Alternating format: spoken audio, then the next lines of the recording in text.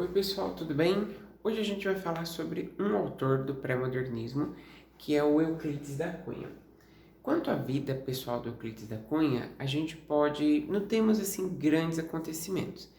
Ele formou-se engenheiro, né? Ele também foi militar, e ele, no próprio curso de engenharia, percebia-se que ele tinha esse lado para uma outra profissão, que era o jornalismo. Então ele se identificava tanto enquanto engenheiro quanto jornalista.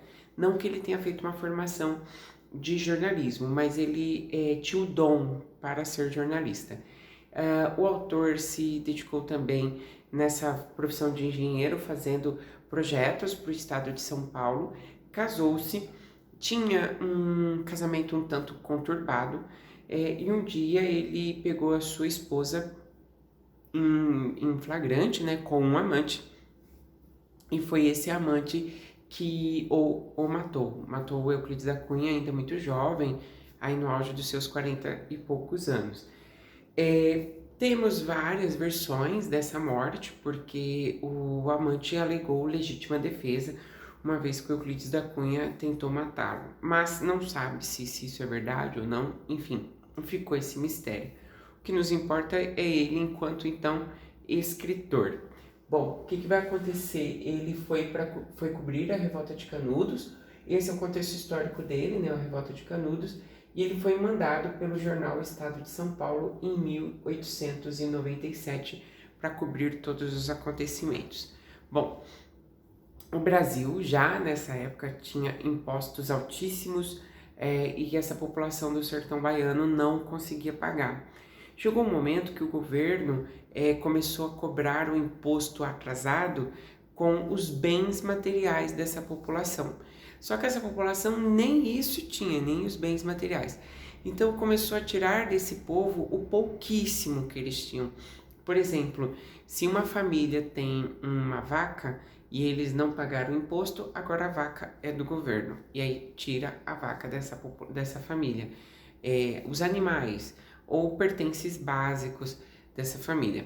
Está passando um homem pelo Nordeste, que é o Antônio Conselheiro, é importante vocês anotarem o nome dele, e o Antônio Conselheiro tem várias ideias, e essas ideias são extremamente, assim, voltadas para a questão religiosa, assim, para o cristianismo, mas também ideias políticas de não pagamento dos impostos.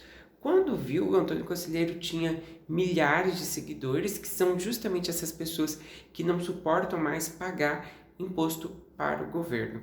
Sem contar que essas pessoas estão também muito deprimidas, decepcionadas, porque paga-se tanto imposto, tantos impostos, e eles não têm retorno. É uma população que sofre com a seca, com a miséria, com a fome, com o desprezo social e o desprezo político. O que acontece? O Antônio Conselheiro com essas pessoas fundaram como se fosse uma nova nação, né? Então a gente tem um Brasil enorme, lá no meio do sertão tem como se fosse uma bolha, uma população que está ali vivendo e morando. Bom, chegou a somar mais de 20 mil pessoas morando nessa região. O governo considerou que isso ofendia os ideais republicanos, né, e que ali estava fundada uma nova monarquia e que o Antônio Conselheiro tinha separado esse povo do Brasil. Então, como se tivesse um Brasil, um outro Brasil dentro do Brasil.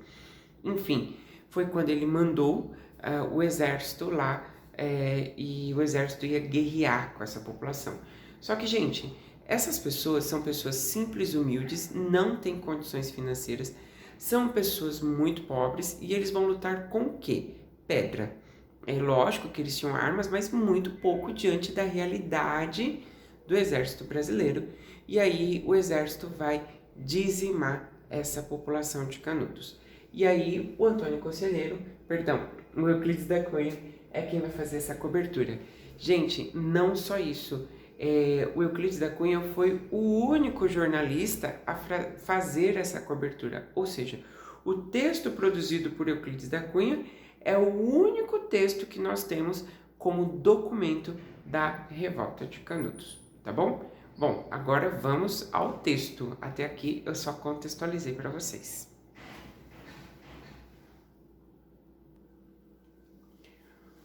Bom, aqui a gente está com a estética do Euclides da Cunha, né? Então a gente fala que coube ele registrar dois Brasis que são extremamente diferentes. Então um Brasil que é o Brasil da miséria, pobre, miserável, pobre da miséria, já falei, um Brasil que vive a seca, que não tem esperança de dias melhores, de uma vida melhor, né? E ele registra também um outro Brasil, o Brasil do litoral, que ostenta uma riqueza, e ele deixa bem claro para nós, Euclides da Cunha, que essa riqueza é para poucos e a pobreza é para muitos. Isso é o que ele registra dentro do texto dele e é o que ele vai apresentar para nós.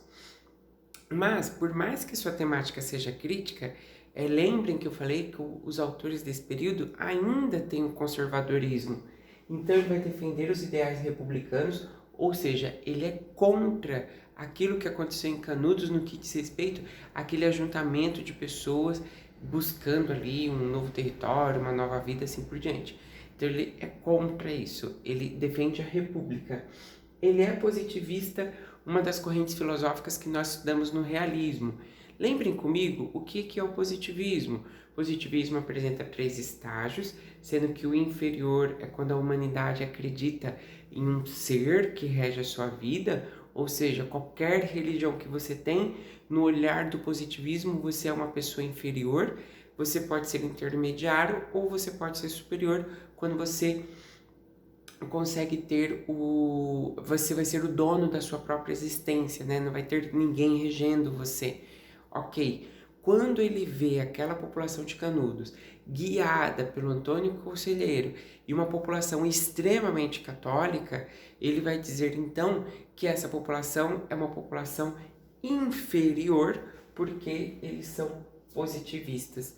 Então, o retrato que ele põe aqui dessa população é uma população que é muito voltada para a religião, mas de um modo fanático. Então, ele critica o posicionamento fanático da população de Canudos no que diz respeito à religião. Ele também é determinista, que é outra corrente filosófica que nós estamos no realismo. O meio, a raça e a história determinam o sujeito. Automaticamente ele diz que essa população, por ser fanática, já chamou eles de inferior, eles vão ser fanáticos porque o meio no qual eles estão inseridos levará essas pessoas a terem esse comportamento. Qual meio? Seca, miséria, fome. Pronto, é isso que ele diz para nós, tá bom? Sua obra-prima se chama Os Sertões. É uma obra um tanto assim, com uma linguagem muito rebuscada. É um texto muito longo, que tem a ficção, né, que faz do texto a literatura, mas também tem ali o tom jornalístico e um olhar também muito minucioso no que diz respeito a alguns aspectos dessa sociedade de Canudos. E eu vou explicar melhor para vocês. O livro é dividido em 3 capítulos, A Terra, o Homem e a Luta. Eu confesso a vocês que é um livro um tanto complexo, com uma linguagem bem difícil, especialmente o primeiro capítulo, A Terra. Vamos lembrar que o Euclides da Cunha ele tem uma formação de engenharia. Esse olhar de engenharia vai vir ali nessa descrição que ele tem da Terra. O que ele vai falar para nós no capítulo A Terra? É a descrição do espaço do sertão baiano do Nordeste brasileiro. Então, o capítulo A Terra descreve o solo com detalhes minuciosos e com termos científicos da geografia nesse olhar que ele tem de engenheiro. Então, o capítulo A Terra é a descrição desse espaço, a descrição da seca, de como que essa população tenta viver na seca, uma vez que essa terra não produz nada.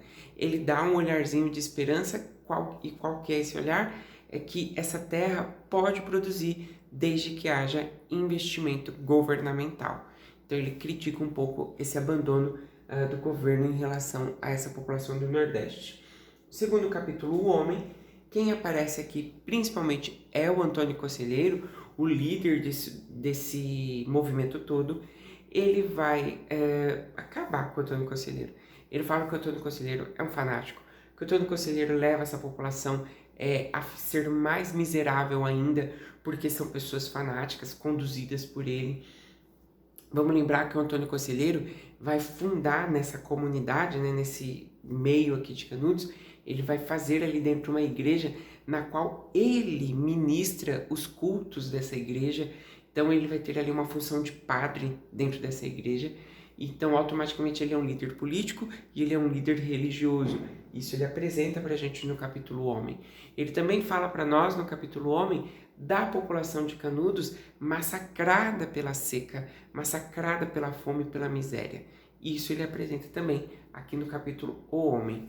O capítulo Homem tem uma função, um olhar do determinismo extremamente forte. Bastante atenção nisso. No capítulo 3, a luta. Aí ele vai descrever a ação do exército com essa população de Canudos. E ele diz para nós que, por mais que ele não concorde com as ações da população de Canudos, ele não é a favor desse conflito do exército contra a população. Por quê? Ele diz que antes mesmo da guerra começar, da revolta começar, antes mesmo do exército disparar, essa guerra já tem um vencedor, e é o exército. Motivo: o exército tem um grande número de homens, tem a estratégia do exército, armas, munições e, enfim, todo esse carregamento. Enquanto a população de Canudos tem o quê? Pedra, terra, mais nada. E ainda por cima, uma terra seca. Então ele vai dizer que essa população foi dizimada pelo exército, e não só isso. Ele vai dizer para nós que essa população foi, de modo injusto, foi guerreada. Porque se houvesse um diálogo, provavelmente isso poderia, as mortes não teriam ocorrido e essa situação teria sido amenizada, tá bom? Bom, eu espero que vocês tenham entendido. É do Euclides da Cunha uma fala que ele diz assim: o sertanejo é, antes de tudo, um forte. Isso aparece em muitos processos seletivos, e aí vocês podem também fazer essa anotação, que ele está fazendo essa análise do sertanejo aqui. O sertanejo é aquele que mora no sertão.